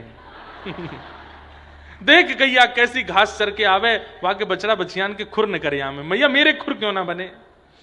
अरे लाला खुर तो जानवरन के हो में, हम तो मानव हैं। ठाकुर जी और जोर से रोए। बोले क्यों रो रहे लाला? 2 दिन बाद ठाकुर जी शांत होकर बोले मैया गैया हमको दूध पिवावे? बोले हाँ। और वह गैया को तेने जानवर कही? मैं तो आज तक सुनता हूं, मैं मानवन को बालक हूं, पर आज मुझको पता चली यशोदा मैया भी जानवर है। बोले क्यों? तेरो भी तो दूध पियो मैया मैंने, तू भी तो दूध पिवावे मुझको, दूध पिवावे वारी को तू जानवर कह रही है मैया, तो तू भी तो जानवर है। यशोदा मैया ने कान पकड़े, बोले आज के बाद मैया तू गैया ते जानवर नहीं कहेगी, गैया तो मैया है मेरी, गैया तो मेरी है। वाद ना यशोदा मैया ने प्रण लिया, और गैया को कभी मैं जानवर नहीं कहूंगी। गैया जीव नहीं है, जानवर नहीं है, गैया मैया है, और हमारी नहीं लाला की मैया है, हमारे ठाकुर की मैया है गैया। वास्तव प्रेम करो। तो गौ सुख देने के लिए ठाकुर जी गौशाला में गए, और वहां जाकर के 6 दिन के ठाकुर जी को देखते ही असंख्य गैयाओं के थन से अपने आप दुग्ध की धार निकलने लगी। यशोदा मैया आनंदित हो गई, आहा देखो कैसो लाड़ कर रही है मेरे लाला सो सबरी गैया। एक एक गैया के पास ठाकुर जी को लेके गए। 6 दिन के ठाकुर जी हैं, और 6 दिन के बालक से गतिविधि तो होती नहीं, वो तो यूं ही पड़ा रहता है। पर धीमे धीमे ठाकुर जी ऐसे नजर घुमा घुमा के गैयाओं को देख रहे हैं। गैया लाला को देख करके नेत्रों से अश्रु बहा रही हैं। छोटे से ठाकुर जी को गैयाओं ने खूब आशीष दिया। 3 महीना के ठाकुर जी भय, करवट बदली। यशोदा मैया ने नंद बाबा से कई उत्सव मनाओ। बोले काय को? बोले लाला ने करवट ली है। गर्गाचार्य जी के पास जाकर के, सांडिल्य मुनि के पास जाकर के नंद बाबा ने कही, बोले लाला ने करवट ली है, कोई उत्सव बताओ। बोले कि करवट को कौन सा उत्सव हो गए? बोले अब एक ही लाला है, न उत्सव बताए दो। बोले करवट उत्सव करो। बोले वहां में कहा करें? बोले पूड़ी सब्जी की भोग वो प्रसादी ना करवाए के मालपुआ और रबड़ी चलन दो, बस मालपुआ और रबड़ी को जरा भंडारो करो। मालपुआ रबड़ी का जरा भंडारा हुआ, सारे ब्रजवासी आए जेमने के लिए, पाने के लिए। छोटे से गोपाल जी हैं, कोई गाल खींचे, कोई हाथ खींचे, कोई पाम खींचो, सब टकटकी लगा के देख रहे हैं अब करवट कब लेगो। जैसे ही ठाकुर जी ने करवट ली, महाराज ढोल नगाड़े ताशे बजने लगे, गुलाल उड़ने लगे आकाश में। इतने प्रसन्न हैं ब्रजवासी। क्यों? बोले अभी करवट ले रहा है, फिर उठनो सीखेगो, फिर बैठने लगेगो, फिर धीमे धीमे चलन लगेगो, और फिर नेक नेक बोलन लगेगो, और एक दिन फिर आवेगो लाला नंद भवन से बाहर, फिर हमारे घर आवेगो, हमारे यहाँ बैठेगो, हमारी गोद में रहेगो। उन सबकी प्रतीक्षा में सब ब्रजवासी इतने उत्सुक हैं कि बस आनंद निमग्न हो जाते हैं। सक्टासुर नाम का दैत्य आया, भगवान ने उसका वध किया। गर्गाचार्य जी महाराज ने आकर के ठाकुर जी का नामकरण संस्कार किया। 1 वर्ष के लाला भय और 1 वर्ष के ठाकुर जी का नामकरण संस्कार श्री गर्गाचार्य जी महाराज ने किया। कहा आपका ये लाला अनेक रूपों में हो चुका है पहले, इस बार ये कृष्ण वर्ण का है, इसलिए इदानिम कृष्णताम गतः, आपके इस लाला का नाम मैं कृष्ण रखता हूं। आसन वर्णास्त्रयो ह्यास्य गुह्यतो तनुगुम तनु शुक्ले रक्तस्तथा पीत इदानीं कृष्णतां गतः। आपका लाला कृष्ण बना है, इसलिए मैं इसका नाम कृष्ण रखता हूं। ठाकुर जी का नाम कृष्ण रखा। अब धीरे धीरे लाला नेक नेक बोरवे लगे हैं और मुख से सबसे पहला शब्द ही ठाकुर जी के निकला है, गैया। कौन सा? गैया। गैया जैसी बोलते भाई मैया ने सुनो, मैया दौड़ी दौड़ी गई, लाला दोबारा बोलिए, दोबारा बोल, कहा बोलो, कहा बोलो। सो मैया की ओर देख के बोले मैया। इतने में नंद बाबा दौड़े दौड़े आए, अरे मेहर मैंने कुछ सुनी, लाला ने कछु कही है, लाला ने दोबारा बोलियो। सो नंद बाबा की ओर देख के बोले बाबा। इतने में दाऊ दादा आ गए, छोटे से ठाकुर जी को छोटे से दाऊ दादा ने गोद में उठा लियो, बोले लाला बोल दादा। तो बोले दादा। आहा, सबके नाम अब तो धीमे धीमे तुतला के ठाकुर जी, अब तो लाइन लगी है महाराज ब्रजवासीन की, सबरी गोपी आया है करके अपना नाम बुलवाए रही हैं। तोतली सी वाणी ठाकुर जी बोल पावे ना, इतने थक गए ठाकुर जी। अब गोपीन के इतने कठिन कठिन नाम। एक गोपी आके बोली लाला बोल चंद्रावली। ठाकुर जी बोले दारी दो दांत निकले मेरे, अभी चंद्रावली बोलूंगा मैं। यशोदा मैया लाला को रोज सिखाती है, जैसे हम सब अपने बच्चों को सिखाते हैं, ऐसी मैया सिखाती है। लाला बता आंख कहां है? तो ठाकुर जी ऐसे करते हैं। लाला तेरी नाक कहां है? तो ठाकुर जी ऐसे नाक अपनी सुकुड़ते हैं। लाला तेरी जीभ कहां है? सब गोपियों को बोला, मैं देखो मेरो लाला कितनो सुगड़ है, सब जाने, कछु पूछ ले जाते। तो एक गोपी के लाला आंख कहां है? तो ठाकुर जी करें ऐसे। लाला तेरे हाथ कहां है? तो ठाकुर जी ऐसे हाथ अपने करें। लाला तेरे पांव कहां है? तो ठाकुर जी ऐसे अपने पांव पे हाथ धरें। लाला तेरो पेट कहां है? तो ठाकुर जी ऐसे अपना हाथ घुमावे। तेरी जीभ कहां है? जीभ निकारे। एक गोपी चतुर, लाला तेरे कान कहां है? ठाकुर जी ने वाकी और देखो, नहीं बताए। अरे मैया तेरो लाला जी तो जाने ही ना है वाके कान कहां है। अरे नाना मैंने बताइए, लाला बताते कान कहां है। सो ठाकुर जी उठे, वही गोपी के पास गए और वही के कान पकड़ के बोले ये रहे कान। मैं अपने कान का ही को पकड़ूं? मैंने कोई अपराध तो किया नहीं, मैं क्यों पकड़ूंगा? क्योंकि जैसे ठाकुर जी कहते ये रहे कान, सब गोपी कहते अरे नाना लाला क्षमा कियो, क्षमा कियो। ठाकुर जी तो अभिज्ञ हैं, अनभिज्ञ नहीं है, सब जानते हैं। ऐसी सब लीलाएं ठाकुर जी ब्रजमंडल में कर रहे हैं। एक दिन ठाकुर जी रोन लगे, नेक बोलन लगे हैं। ठाकुर जी को एक सखा मधुमंगल वहां ने ठाकुर जी के कान भर दिए, बोले का भयो? लाला मेरो तो ब्याह है, व्यवहारो है। ठाकुर जी बोले ब्याह का होवे? बोले जैसे मैया भोजन पवावे, नवावे, धुवावे, श्रृंगार करे, मैया तो बड़ी बूढ़ी है जाए, वही की जगह एक युवा आ जाए, वो पत्नी के रूप में आ जाए, वही बना के खवावे, फूली फूली रोटी बनावे, ऐसा श्रृंगार करे, संग संग डोले, मेरो तो ब्याह व्यवहार हो। ठाकुर जी दौड़ के घर गए, नंदरानी यशोदा से के मैया मेरो ब्याह करा। कहां ते सीख के आयो? तो कैसे पतो ब्याह कहते के? मुझ सब पतो मैया, तू छुपावेगी तो मुझे पता ना चलेगो।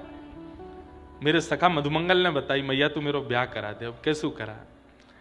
मैया पहले तो हंसी, लाला तू ब्याह करेगो? बोला हाँ। 3 बरस को तो लाला तू है, अभी 3 बरस को है, छोटा सो लाला कैसे ब्याह कराऊं तेरो? हाँ तो मैया छोटा सो मैं छोटी सी बहू लिया, इतनी बड़ी बहू लिया कि मैं जेब में धर के गैया चरावे जायो करूं, जब मन करे तब जेब ते निकाल ले करूं। आहा, ठाकुर जी की मधुर बात। सब गोपियां सुनने के लिए आई। यशोदा मैया ने कही सब घूंघट कर लो, लाला ये सबरी बैठी हैं, जो तो बढ़िया लगे बात तो ब्याह कर ले। अब एक एक गोपी के सामने ठाकुर जी जामे घूंघट उठावे, अरे मैया जे तो कारी है या तो ना करूंगा। तो वो गोपी बोली तू भी तो कारो लाला, तू भी कारो, तेरी बहू भी कारी। ना ना, एक घर में एक अमावस्या ही ठीक है, एक तो पूर्णिमा रहनी चाहिए। मैया पूर्णिमा सी आवेगी, जे अमावस्या 2 नहीं चलेंगी।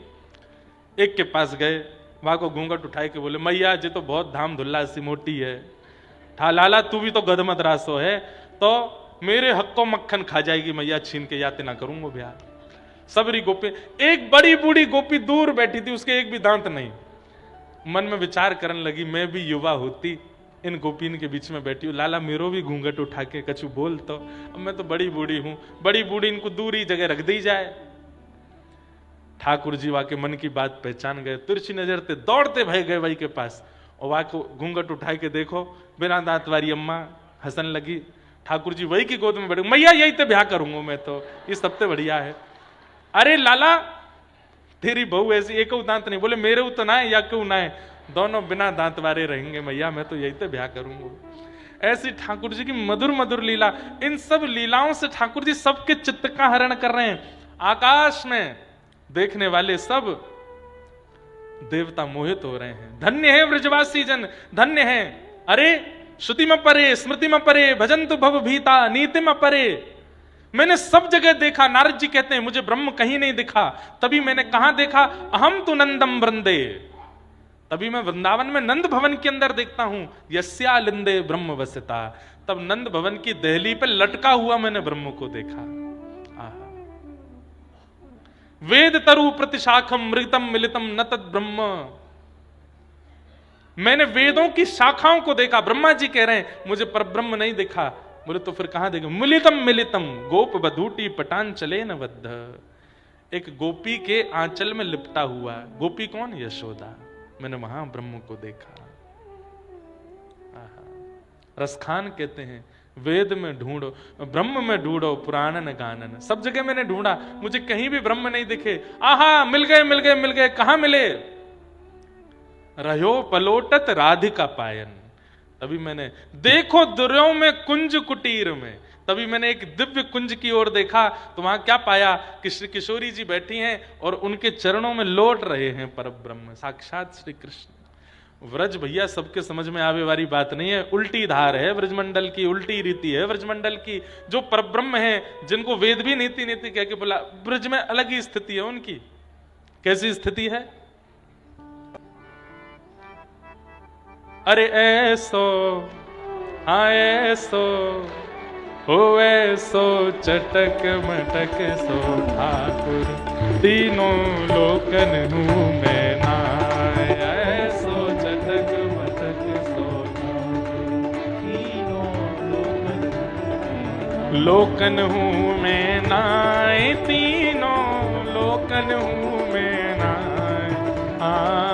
लोकन हूं मैं नाय, तीनों लोकन हूं मैं नाय। अरे ऐसो हो ऐसो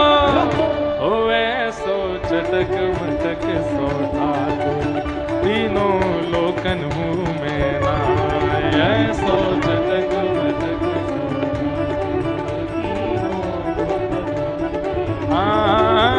ऐसो चटक मटक सो ठाकुर, तीनों लोकन हूं मैं नाय। ऐसो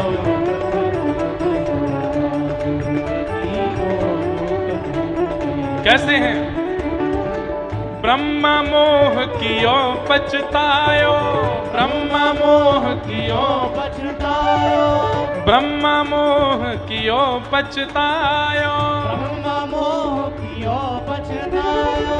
दर्शन को शिव ब्रज में आयो, दर्शन को शिव ब्रज में आयो, दर्शन को शिव ब्रज में आयो, दर्शन को शिव ब्रज में आयो।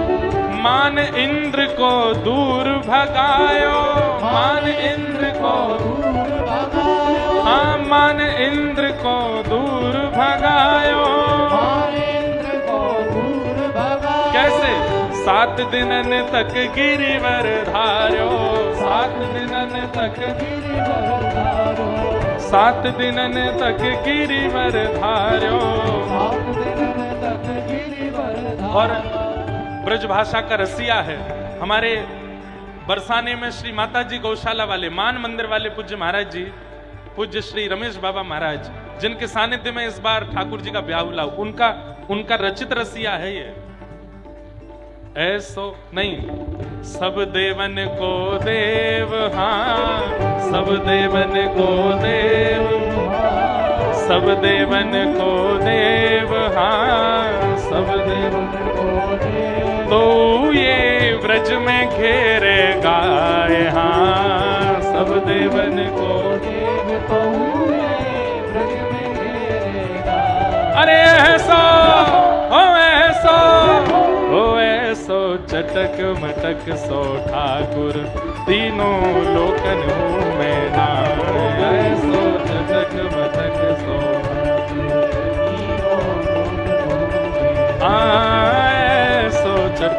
मटक सो ठाकुर तीनों लोकन हूँ मैं नाय। ऐसो बोल नंद के लाला की।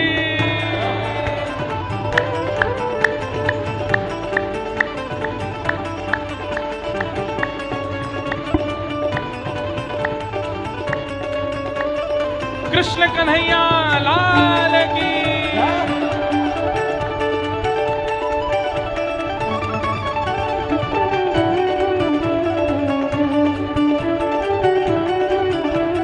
और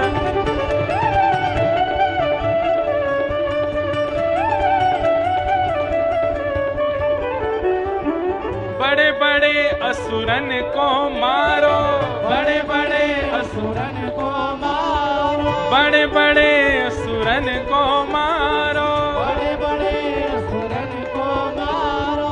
नाग कालिया पकड़ पछाड़ो, नाग कालिया पकड़ पछाड़ो, नाग कालिया पकड़ पछाड़ो। कालिया पकड़ पछाड़ो।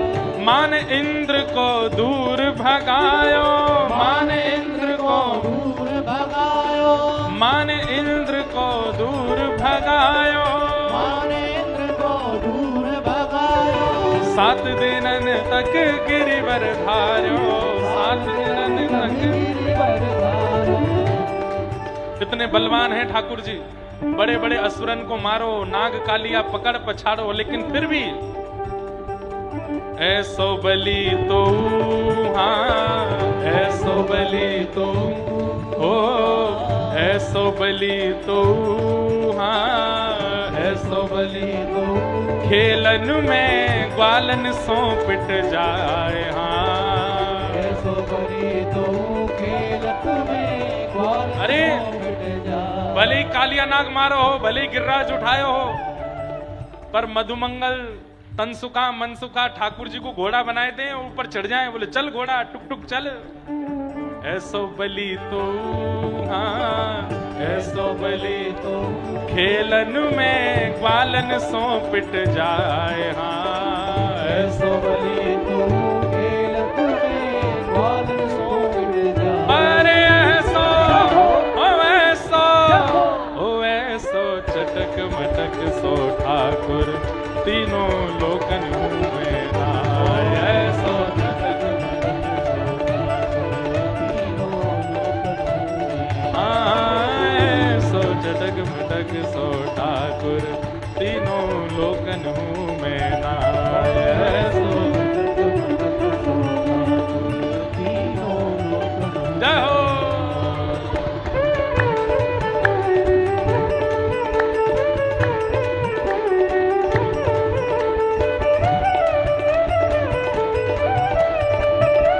बाल कृष्ण लाल की।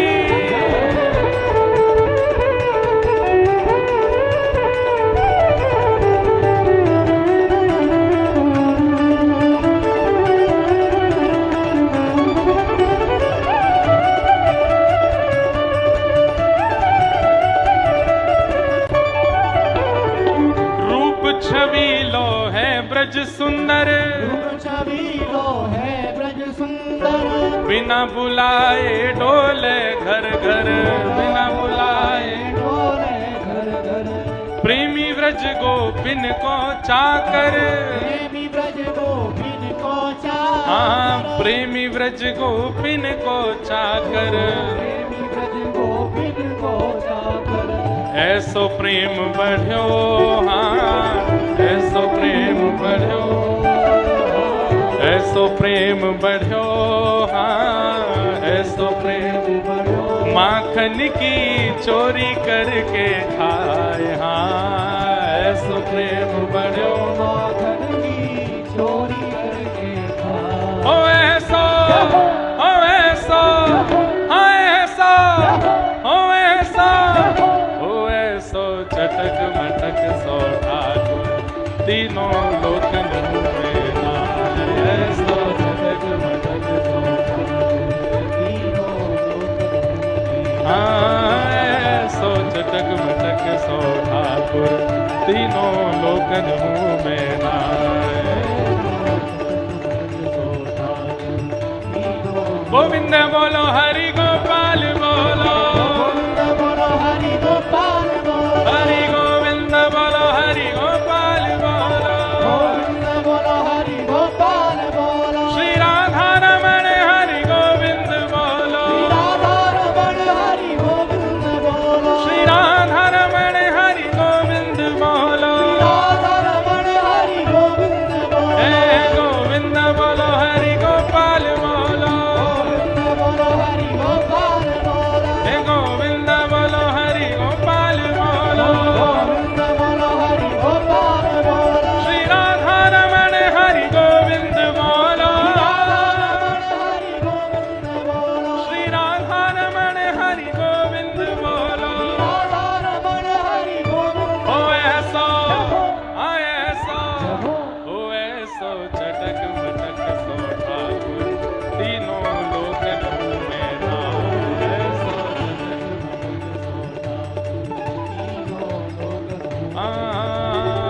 ऐसो चटक मटक सो ठाकुर तीनों लोकन में नाम। जय जय श्री राम, जय जय श्री राम, जय जय श्री राधे।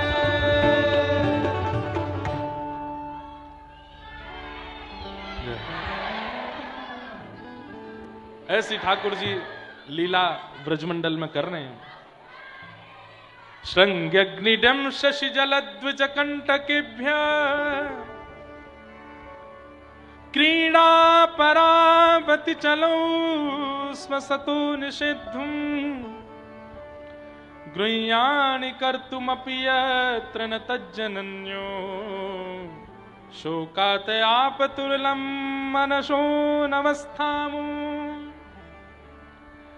श्रृंग्यग्निड्यम शशि जलद्विज कंटकेभ्य, ठाकुर जी किनके संग क्रीड़ा कर रहे हैं? क्रीड़ा परावति चलो स्वसतो निषिद्धुम। ठाकुर जी की एक ही श्लोक में संपूर्ण क्रीड़ा बता दी। इधर देखो, यहां देखो, ध्यान से सुनो, बिल्कुल शांति का परिचय दो, बिल्कुल शांति से सुनो, थोड़ी देर और सुनो, फिर गोवर्धन लीला करेंगे। आचार्य चरण पधारे हैं, उनके कुछ भावांजलि श्रवण करके फिर कथा को विश्राम देंगे। एक ही श्लोक में श्री शुक्राचार्य जी ने सब्र ऊधम बता दिए ठाकुर जी के। गैयाओं के सींग पर लटकते हैं। बताओ, कोई लटकवे की जगह सींग? गैया के सींग पर लटक के गैया को झूला बनाते हैं ठाकुर जी। क्यों? गैया डोले यहां ते बाबा के सींग पर लटक के, अरे दाऊ दादा तुम चढ़ जाओ, बहुत जोर का झूला मिलो है। श्रृंगी अग्नि, यशोदा मैया की चूल्हा की अग्नि निकाल करके, और वो जो लकड़ी में ऊपर अग्नि पे लालिमा आ जाती है, उससे दाऊ दादा को डराते हैं। श्रृंग्यग्नि डेमस्टी, ये तो इतना सुंदर है डेमस्टी। क्यों? बोले नए बछड़ा बछिया जब जन्म लेते हैं नंद भवन में, तो रोज ठाकुर जी जाते हैं, छोटे छोटे बछड़ा बछियाओं के मुंह खोल के उनके दांत गिनते हैं, या के इतने आगे मेरे कितने हैं। और जैसे ही बछड़ा के ज्यादा होते हैं ठाकुर जी से, सोई रोते रोते मैया के पास, जब मैया मेरे दांत ना आ रहे, देख बा बछड़ा के निकल आए, मेरे क्यों ना आ रहे। और उससे इतना बैर मान लेते हैं उस बछड़ा से कि सब गैया के बछड़ान को ठाकुर जी प्यार करें, उसको नहीं प्यार करते जिसके ज्यादा दांत निकल आए। मोते आगे भगरो है। श्रृंग्यग्नि डेमस्टी जल। ठाकुर जी यमुना क्रीड़ा बहुत अच्छी लगती ठाकुर जी को। यशोदा मैया जाने नहीं देती ठाकुर जी को। क्यों? मानते नहीं है, ऊधम मचाते हैं, कूद जाते हैं जमुना जी में। यशोदा मैया फिर पहुंचती डोले, जाड़ो है को छींक मारते डोले पर, ठंडी लग गई लाला को, तो यशोदा मैया लाला को जमुना जी में जान नहीं देती। पर ठाकुर जी की एक ही रट, जैसे ही संध्या होने लगती है, सूर्य थोड़े अस्ताचल को, मैया मैं जमुना जी जाऊं, मैंने एक डोले आऊं। नंद बाबा के संग जाएगो, अकेलो नहीं जाएगो। नंद बाबा मुंह ले चलो जमुना जी डोला लाओ, तो नंद बाबा उंगली पकड़ा करके ठाकुर जी को ले जाते। मैया के देखियो कूदे नहीं कि अब तो बिल्कुल चिंता मत करे, भारी रहेगो। जमुना जी देखते ही ठाकुर जी का मन, मयूर ने, अच्छा यमुना जी ठाकुर जी की पटरानी है, तो यमुना जी कहती हैं वाह जय जय, किनारे पे डोलोगे, न एक अंग स्पर्श तो कराए दो, न एक चरण स्पर्श तो कराए दो। ठाकुर जी कहें जाने ना ससुर जी संग में, उघारी सी डोल रही है, चुपचाप बैठी रहे, देखूं मैं। मन ही मन ठाकुर जी चर्चा भी कर लेते। लेकिन अब पत्नी की इच्छा है, ठाकुर जी कैसे पूरी करें? सो ठाकुर जी के बाबा मैं नेक चलो जाऊं भीतर, घुटनों घोंटू घोंटू तक चलो जाऊं? नहीं बिल्कुल नहीं जाएगो, भीतर नहीं जाएगो। अरे लाला तू ना जाने या मैं हुआ रे भीतर, पकड़ ले जाएगो भीतर। अब बाबा मैं आपकी उंगली पकड़ के जाऊंगा, नेक भीतर जान दो। अच्छा ठीक है, घोंटू घोंटू तक जाइयो, घुटने घुटने तक ठाकुर जी भीतर चले जा मैं। और जैसे ही खेलन लगे, यहाँ नंद बाबा ने उंगली पकड़ा रखी है, ठाकुर जी इतने थोड़ी देर में उंगली छोड़ने लगे। ठाकुर जी नंद बाबा के लाला उंगली मत छोड़ा ना बाबा, बस मैं खड़ो ही हूं, कुछ करना रहो। और जैसी उंगली छूटती है तो ठाकुर जी ऐसी जोर से गिरते हैं जमुना जी में, और फिर ऐसे हाथ पांव मारे, अरे बाबा मैं डूब गया, अरे मुंह को हवा पकड़ रहा, हवा भीतर ले जा रहा, बाबा मुंह को बचा। नंद बाबा बचाने के लिए जैसे ही जाते हैं सोई ठाकुर जी दोनों हाथ से पकड़ के नंद बाबा को भी घेर दें, और फिर जोर जोर से नाचते हैं, कोई हुआ ना हो, मैंने तो बाबा गीलो कर दियो। नंद बाबा गीले है गए। नंद बाबा बोले चल वापस, तेरी यशोदा से शिकायत करूंगा मैं। अब ठाकुर जी मन में सोच रहे हैं मैया बहुत डांटेगी आज। अपने केशन को बार बार पहुंच रहे हैं, घुंघराले केशन को ऐसे निचोड़ रहे हैं ठाकुर जी, कहीं मैया मारे नहीं मुंह को। जैसे ही नंद भवन आवे वारो, सोई नंद बाबा की उंगली छोड़ के ठाकुर जी दौड़ करके नंद भवन में घुस गए और जाके सीधे मैया की गोद में बैठे। मैं बोला लाला तू गिरो कैसे भयो? मैया तू तो कहा बताऊं, तेरी सौगंध खा कहूं, नंद बाबा की नहावे की इच्छा मुंह गीलो कर लायो, खुद तो नहायो ही नहायो, मुंह को भी गीलो कर लायो। मैया मैं कहा बताऊं या बाबा ते मैं कैसे बचूं? माने ना जबरदस्ती नवाए दे। जो शिकायत नंद बाबा को करनी थी वो खुद कर आए पहले ही जाके। इतने में नंद बाबा आए, मैया यशोदा तेरो लाला बड़ा उद्यमी, सब जानू मैं, ऊधम लाला में ना तुम में आएगो है, खुद को नहावे को मन बात छोरा डुबा लाए वहां पे है, मैं सब बता दी मुझको, लाला को धक्का दे दिया तुमने जमुना जी में। अब तुम नहा के आते तो मैं तो नाराज होती, रात्रि को काल संध्या समय को काल काय को जमुना जी में गए तो लाला हुए नवा लाए हो ताकि यहाँ पे आरोप लगा दो। नंद बाबू बोले है कहां? बोले उठाड़ो पीछे। लाला तू मेरो ही लाला है ना, इतना झूठ का तो सीख आए हो। ऐसे ऐसे ठाकुर जी उधम मचाते हैं। श्रृंग अग्नि डमि जल द्विज, ब्राह्मण संत तिलकधारी ठाकुर जी को इतने अच्छे लगते हैं। सुबह तैयार होकर नंद भवन से निकलते हैं ठाकुर जी, और जो दिख जाए जटाधारी मठाधारी तिलकधारी त्रिशूलधारी त्रिपुंडधारी, उसके सीधे चरणों में दंडवत करते हैं। अरे बाबा तुम यहां डोल ले, जैसे कितने दिन से जानते हैं, तुम यहां डोल ले। यशोदा मैया ने पकवान बनाए के रखे, नंद बाबा सुबेरे तमोते कह रहे कि एक त्रिपुंडवारो बाबा आवेगो, बाबा को ले आइयो। छोटे से ठाकुर जी छोटी से मुंह से बोलते हैं तो बाबा बाबा सब उन पर मोहित हो जाए। अच्छा लाला तुम हमको जानते हो? बोले जानू तो ना हूं, पर मेरे बाबा ने बताई गले में रुद्राक्ष माला होगी, त्रिपुंड होगो, हाथ में कमंडल होएगो, उनको घर लेके आनो है। बाबा मेरे घर पे 56 भोग बने, चलो प्रसाद पावे। थोड़ी दूर तक जाके कहें, जैसे नंद भवन का द्वार आता है, अब भीतर आप चले जाओ, मैं आ रहा हूं थोड़ी देर में। बोले आप कहां जा रहे हो?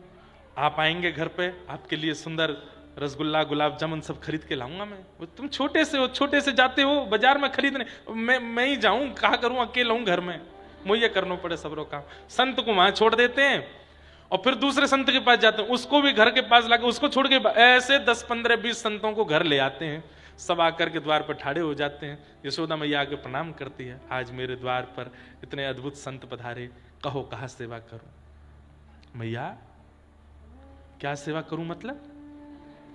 आपको लाला तो बोल रहा हो, घर में पूड़ी उछल रही है, घर में कचौड़ी बन रही है, रबड़ी जलेबी कलाकंद सब हमारे काजे, नंद बाबा सुबह से हमारी प्रतीक्षा कर रहे। अब संत जन बोले तेरी नहीं मेरी कर रहे, लाला ने मोते कही। बोले तुम तो नहीं मोते भी कही है, सबरे संतन से कह दे कि नंद बाबा तुम, और नंद बाबा कोई है ना जाने। यशोदा मैया नंद बाबा बोले अगर हम कहेंगे कि हम नहीं जानते तो हमारे लाला को ही नाम खराब होएगो, तो कैसो लाला है इनको। संत जनों के प्रणाम, अरे नहीं नहीं हम प्रतीक्षा कर, हमें पता चली आप आ रहे हैं, विराजो।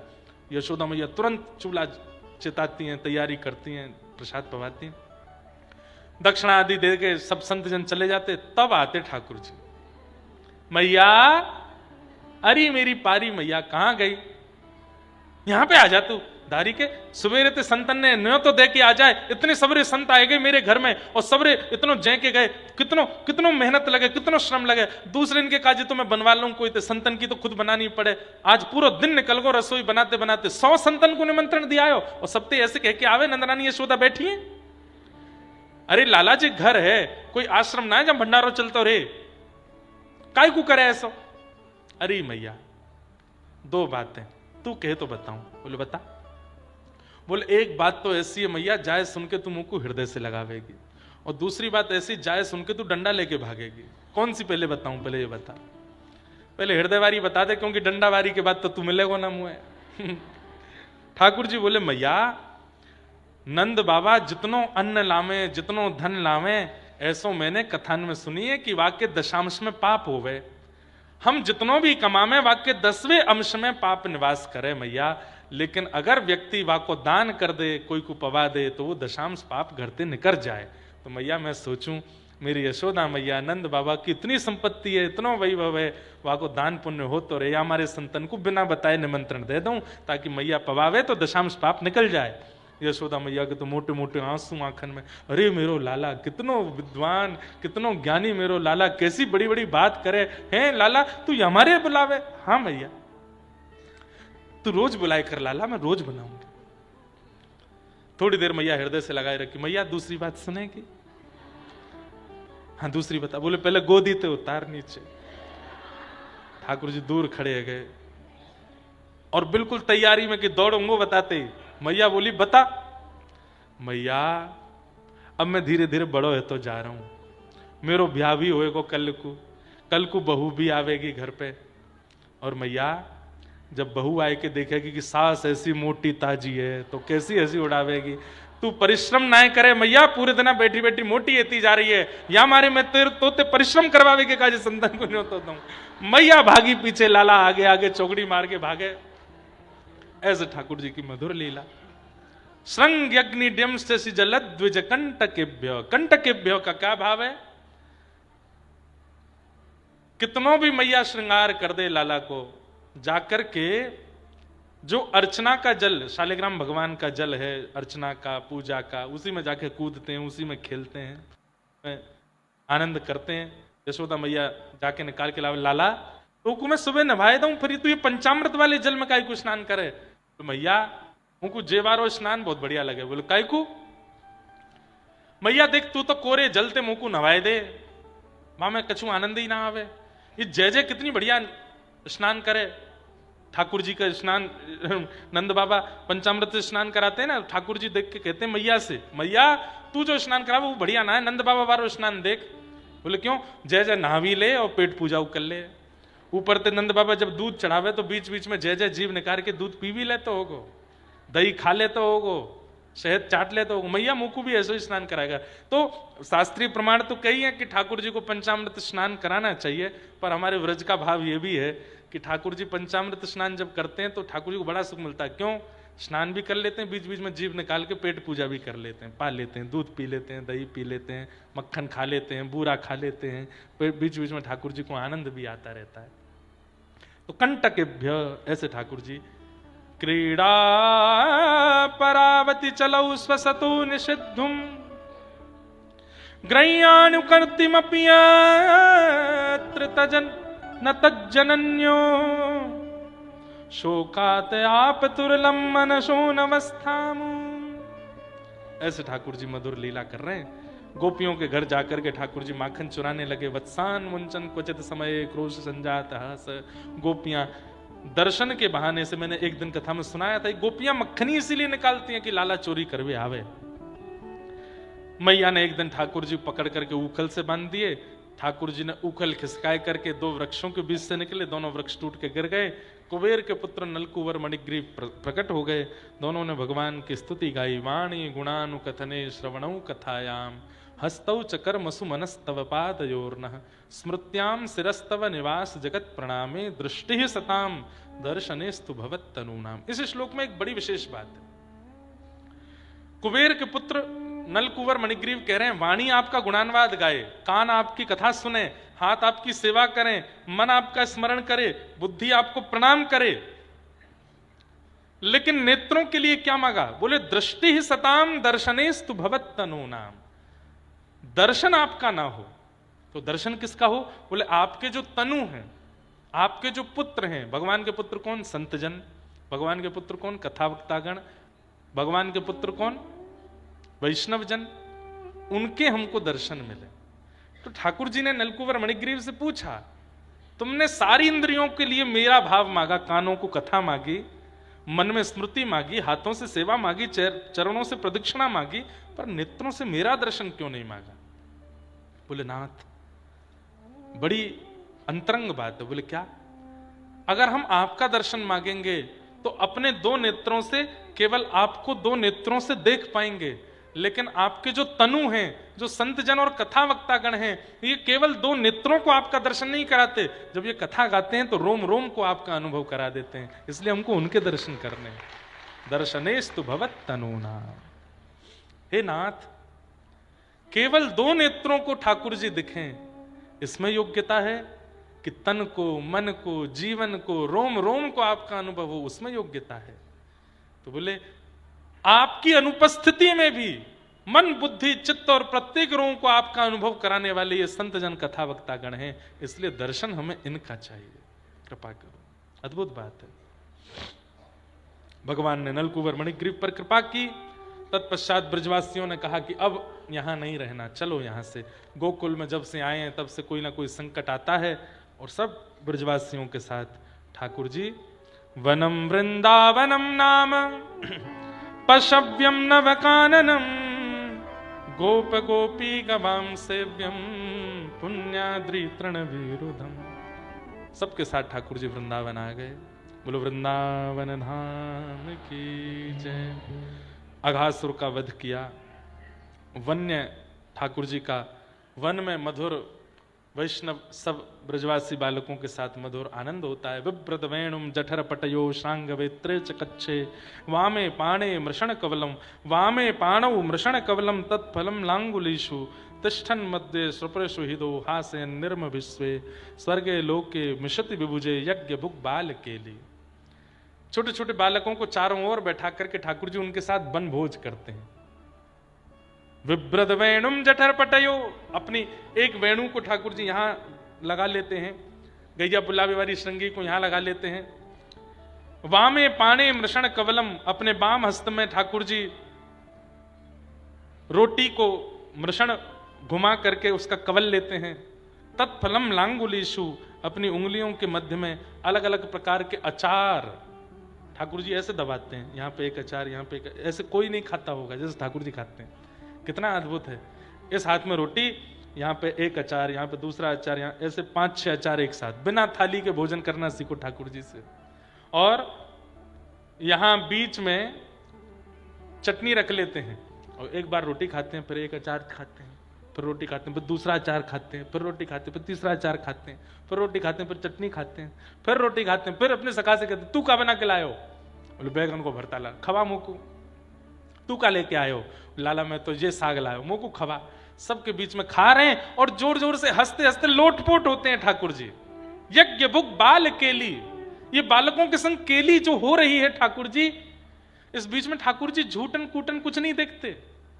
आज दधी मीठो मदन गोपाल, ऐसो दही हम कबहू न चाखो, सुन गोकुल के नाथ। आज दधी मीठो मदन गोपाल, आज दधी मीठो मदन गोपाल, ऐसो दही हम कबहू न चाखे, सुन गोकुल के नाथ। सब ग्वाल बालों को बीच में बैठा करके ठाकुर जी अपने हाथ से सबको दही बांट रहे हैं। और इस पंक्ति में सबसे सुंदर जो भाव लगता है वो ये, जो नहीं पायो सुनो मेरे भैया। कई बालकों को ठाकुर जी के हाथ से दही पाने को नहीं मिली, तो ठाकुर जी उनसे क्या कहते हैं? मेरी हथेली चाट लो। ए तू यावारी उंगली चाट ले, दूसरे तू यावारी चाट ले, तू यावारी चाट ले, तू यहाँ चाट ले, तू यहाँ चाट ले, यहाँ चाट ले। और ठाकुर जी ऐसे हाथ करके बैठे, सब सखा चाट रहे हैं हाथ में से। और मक्खन निकाला है, दही निकाला है मटका में से, तो यहां तक दही लगी है, सब यहां तक चाट रहे हैं। वही में थोड़ी सी कणिका रह गई दही की, सबके चाटने के बाद ठाकुर जी भी चाट गए। ये दृश्य देख करके आकाश में बैठे ब्रह्मा बोले राम राम राम राम रे, ये भगवान है, ये भगवान है, ये परमात्मा नहीं हो सकते, ये भगवान नहीं हो सकते। हमारे लिए इतनी शुद्धि के नियम बना दिए और खुद देखो क्या कर रहे हैं। सब ब्रजवासियों को झूठन कूटन खिला के उसी में से चाट रहे हैं।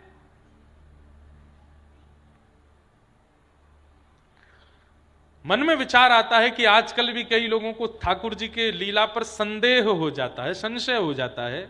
बड़ी बात नहीं है, ब्रह्मा को हो सकता है, इंद्र को हो सकता है, तो हम तो मानव हैं। स्वयं ब्रह्मा जिनके सामने से ही ठाकुर जी अवतार लेकर के आए हैं, वो ब्रह्मा कह रहे हैं कि ये भगवान नहीं हो सकते, निश्चित कोई बहलू पिया है।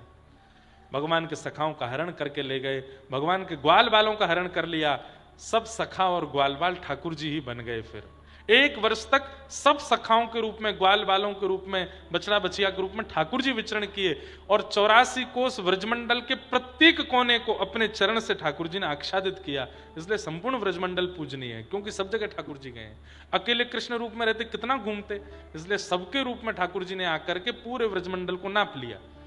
ब्रह्मा ने मोह करके कुछ लीला की, ठाकुर जी ने उसमें भी कृपाई कर दी, पूरे व्रजमंडल में घूम लिए।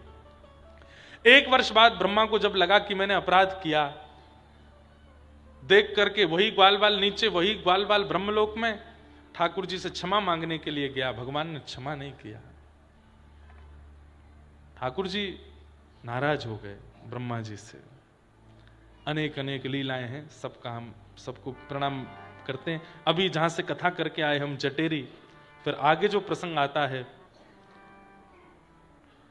कालियानाग दमन और उसके बाद वेणुगीत, जटेरी धाम में वेणुगीत की कथा की थी, वेणुगीत ही सुनाया था। बहुत सुंदर है। अक्षणवताम फलमिदम न परम विधाम सक्य प्रसून अनुविवेशयतोर्वयस्यै वक्त्रम ब्रजेश सुतयोर अनुवेणु जुष्टम यैर्वान पीत मनुरक्त कटाक्ष मोक्षम। केवल एक बात कह दूं, गोपियां कहती हैं नेत्र मिले और इन नेत्रों से दुनिया देख ली, दुनिया की सारी सुंदरता देख ली, लेकिन गौचारण को जाते हुए श्याम सुंदर नहीं देखे तो नेत्रों को पाकर के तुमने कुछ नहीं पाया।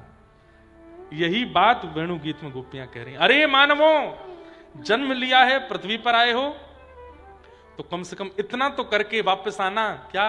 इन नेत्रों से एक बार श्याम सुंदर को गैया चराते हुए देख के आना। कोई कहे गैया चराते हुए ना भी देख पाओ तो बस एक बार हिलते डुलते चलते फिरते श्याम सुंदर को एक बार तो निहार लेना।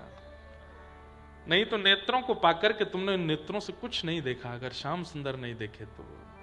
इतने सुंदर हैं श्री प्रियतम लाला। उनकी सुंदरता का वर्णन पूरे वेणु गीत में किया गोपियों ने।